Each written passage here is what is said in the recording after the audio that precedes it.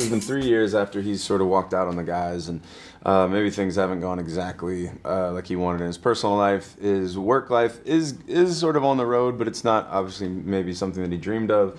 And I think the guys come back into his world at a very interesting time where I think it's really right for him to look at why he walked out and maybe realize what about himself is that he was trying to, I guess, ignore. And there's nothing like going and bonding with some friends that really know you. Ken's really at a crossroads, as a lot of the guys in the film are. You know, as noble as his profession is, there is kind of a shelf life for it, and they're all figuring out, okay, what's the next chapter going to be for us? And thankfully they have an authentic friend in Mike who's there to kind of shake them up and help them navigate their course. And he's sort of the hippie spiritual stripper who's just, he was probably the most neurotic of them all, but also the Reiki healer. Rome is a owner of a private club.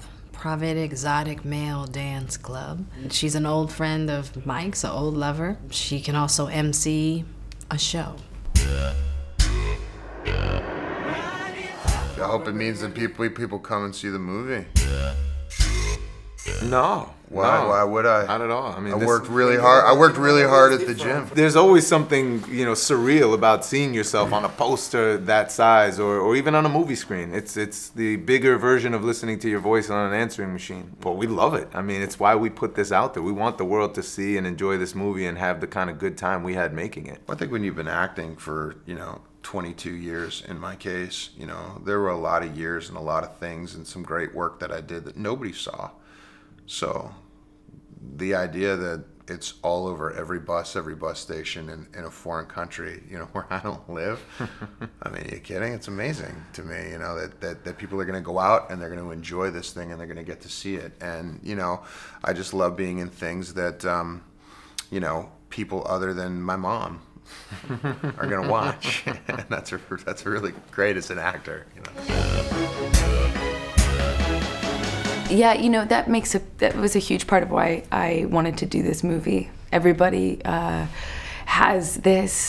making this movie has an attitude. They want to break rules, not follow them. They want to change the standards.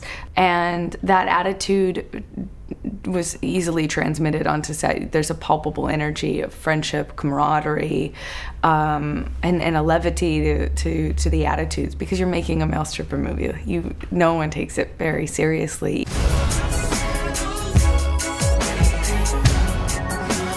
I don't think we should objectify anyone.